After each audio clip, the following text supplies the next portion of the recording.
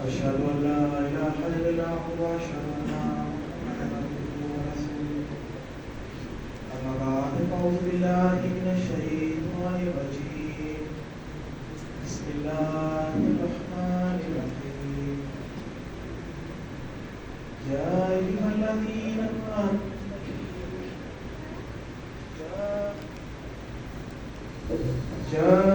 الذين آمنوا استجيبوا لله وللرسول إذا دعاكم لما يحييكم واعلموا أن الله يقول وإنه إليه تحشرون۔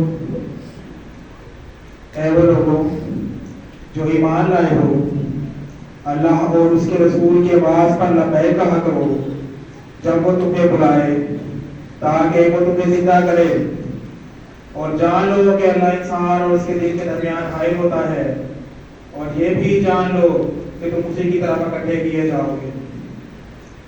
جناب صدر اور معزز حاضرین کرام، آج خاکسار کو جس عنوان پر اظہار خیال کرنے کا کہا گیا ہے وہ ہے خلافت کی اہمیت اور خلافت سے وابستگی۔ سامعین کرام، جب دنیا میں اندھیروں کا غلبہ ہوتا ہے تو اللہ تعالیٰ انبیاء کی شکل میں نور نازل فرماتا ہے، اور اس کے ذریعہ سے حق غلبہ اور دلوں کی پاکیزگی کا آغاز ہوتا ہے۔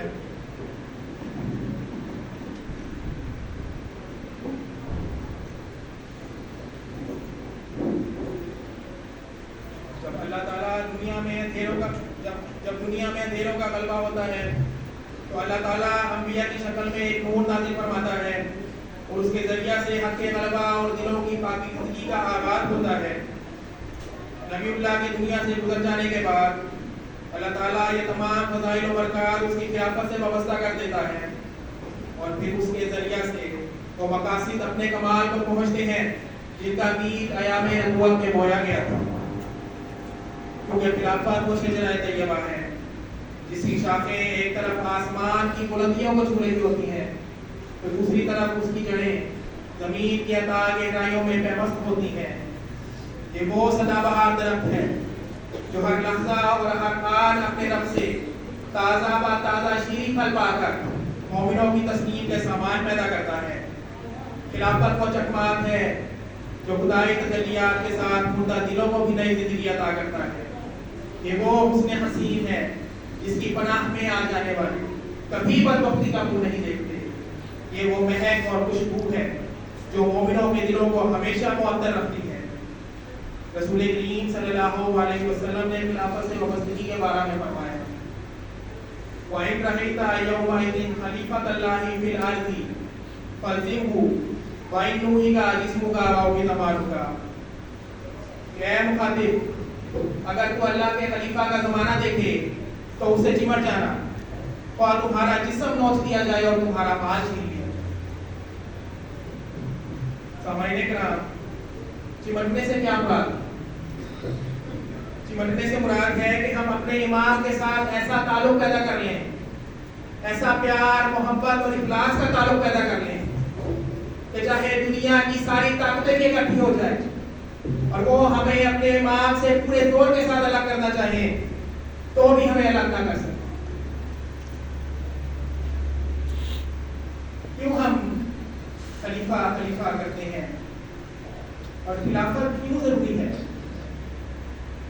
حضرت مسیح موعود علیہ السلام فرماتے ہیں کہ نبی اللہ کے دنیا سے گزر جانے کے بعد جو تاریکی، اندھیرے، مایوسی اور گمراہی پھیل جاتی ہے اس کو دور کرنے کے لیے اور خلیفہ اور نبی کے مشن کو آگے بڑھانے کے لیے اللہ تعالیٰ خلیفہ کو کھڑا کرتا ہے۔ اب اعتراض کرنے والے یہ اعتراض بھی کرتے ہیں کہ خلیفہ تو انسان چنتے ہیں تو یہ کیسے خدا انتخاب ہو سکتا ہے؟ لیکن اللہ تعالیٰ نے خود آیت استقلال کے الفاظ لَيَسْتَخْلِفَنَّهُمْ فِي الْأَرْضِ كَمَا اسْتَخْلَفَ الَّذِينَ مِن قَبْلِهُمْ سے یہ واضح کر دیا ہے کہ جو نیک عمل بجا لائیں گے اللہ تعالیٰ ضرور ان کو زمین میں خلیفہ بنائے گا جیسا کہ ان سے پہلے لوگوں کو خلیفہ بنایا۔ تو یہ بات واضح ہو گئی کہ خلیفہ کوئی اور نہیں بلکہ خلیفہ خدا بناتا ہے۔ پس انعام خلافت پر ہم جتنا شکر ادا کریں کم، ہمارے وجود کا ذرہ ذرہ بھی اگر سراپا شکر بن جائے تو بھی ہم اس کا حق ادا نہیں کر سکتے۔ سامعین کرام، جماعت احمدیہ ہی وہ خوش نصیب جماعت ہے، اور ہم وہ خوش نصیب لوگ ہیں جو خلافت کی برکت سے فیض یاب ہو رہے ہیں، جو خلیفہ کا زمانہ دیکھ رہے ہیں، اور ہمیں اس نعمت کی قدر کرنی چاہیے۔ دوسری طرف خلافت کے خلاف بےدبی کرنے والے اور اس سلسلہ کو بدنام کرنے والے ہمیشہ ذلیل و رسوا ہوتے آئے ہیں اور ہوتے رہیں گے۔ کبھی یہ دیکھنے میں نہیں آیا کہ کسی شخص نے خلیفہ کے اوپر اعتراض کیا ہو، خلیفہ کی طرف انگلی اٹھائی ہو اور اس کا نیک انجام ہو گیا ہو۔ کیوں ایسا ہوتا ہے؟ کیونکہ خلافت وہ خدائی رسی ہے جس کے ساتھ دنیا نے بدلا ہے، اور اگر کوئی اس رسی پر ہاتھ ڈالتا ہے یا اسے نقصان پہنچانے کی کوشش کرتا ہے تو اس کے لیے یہی پیغام ہے، اے آنکھ سوئے من بدمیدی بستہ پر از باغ با بدرز کے منشا سے مسورہ، کہ اے وہ شخص جو مجھے کاٹنے کے لیے میری طرف دوڑا چلا رہا ہے، اس باغ با سے ڈر کہ جس کے ہاتھ ہی میں پھلدار شام ہوں۔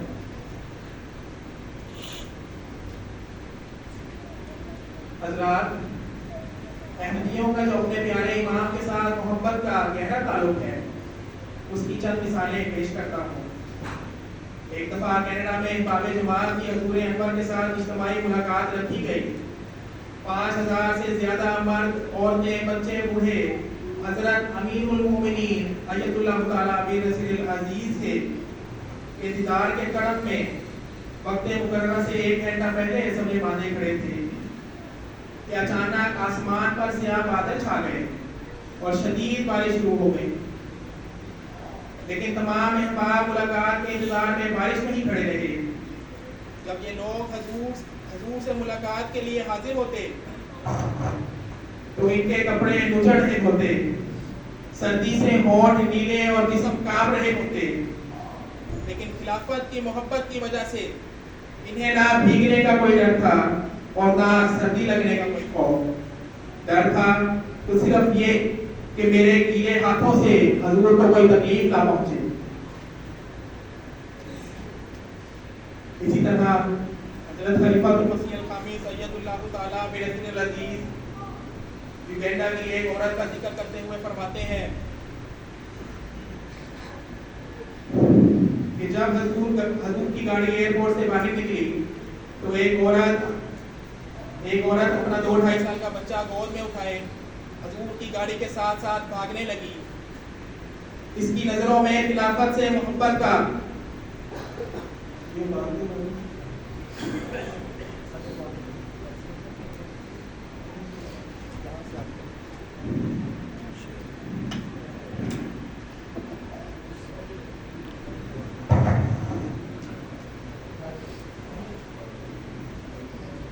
خلیفۃ المسیح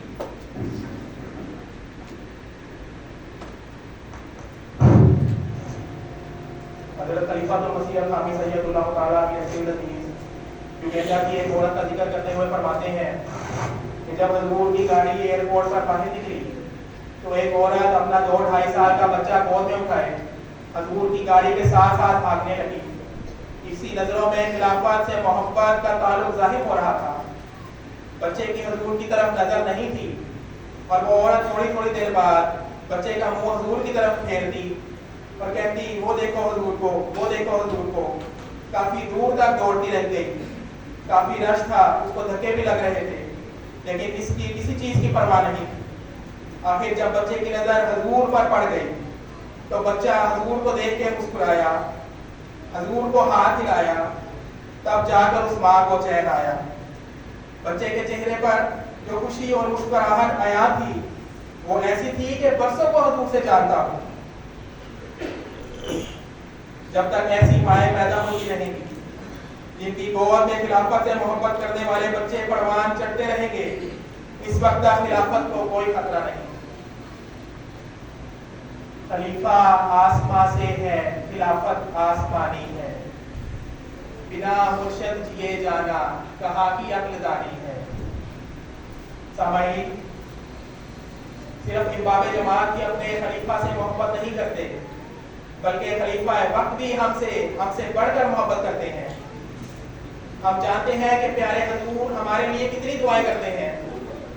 ہم ریفیوجیز کے لیے دن رات بے چین رہتے ہیں، جہاں ہم اپنی زندگیوں میں اتنے مصروف ہو گئے ہیں کہ ہمارے پاس ایک دوسرے کے لیے بھی وقت نہیں۔ وہاں ہمارا پیارا خلیفہ ہمارے ایک ایک خط پڑھتے ہیں اور ہمیں جواب دیتے ہیں۔ ہم نے دیکھا ہے کہ 5 سے 6 سال کے بچے بظاہر جن کی بات کی کوئی اہمیت نہیں ہوتی، وہ جب اپنے ٹوٹے پھوٹے الفاظ میں حضور کو خط لکھتے ہیں، حضور نہ صرف ان کی بات کو اہمیت دیتے ہیں بلکہ ان کے خط کا بھی جواب دیتے ہیں۔ تو کیوں نہ میں اپنا پیارے آقا سے پیار کروں جب وہ مجھ سے اتنا پیار کرتے ہیں۔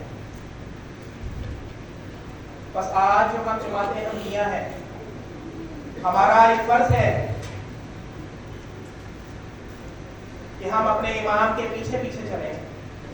ہمارا اٹھنا، ہمارا بیٹھنا، ہمارا چلنا، ہمارا کھڑا ہونا اپنے امام کے اطاعت کے ماتحت ہو۔ ہم خلافت احمدیہ کی خاطر اپنی جان اور مال اور وقت کو ایک ناکارہ خطوں کا شاہ کی طرح اپنے ہاتھ سے چھوڑنے کو تیار۔ ہم اپنے قدم تیز کر دیں اور قدم بہ قدم، شانہ بہ شانہ اپنے امام کے ساتھ آگے بڑھتے چلے جائیں۔ ہم خلافت احمدیہ کی وہ ننگی تلواریں بن جائیں جو کفر کو ایک لہجہ میں کاٹ کے رکھیں۔ ہم وہ دل بن جائیں جو اپنی امام کی آواز کو دھڑکنے والے ہوں۔ ہم وہ زبانیں بن جائیں جو اپنی امام کی آواز پر لبیک یا امام لبیک کہنے والے ہیں۔ بس ہمیں یہ دعائیں کرنی چاہیے کہ ہماری نسل در نسل کو اللہ تعالیٰ خلافت سے وابستہ رکھے، اور ہمیں یہ عہد کرنے کی ضرورت ہے کہ ہم جو جماعت احمدیہ ہیں، ہم خلافت احمدیہ کو قائم رکھنے کی خاطر اپنی جانوں کا نذرانہ پیش کرنے سے بھی گریز نہیں کریں گے۔ ہم خلیفہ کے آگے بھی رہیں گے، پیچھے بھی رہیں گے، اور دائیں بھی رہیں گے اور بائیں بھی رہیں گے، اور لوائے احمدیت کو انشاءاللہ دنیا کے تمام جھنڈوں سے اونچا لہرائیں۔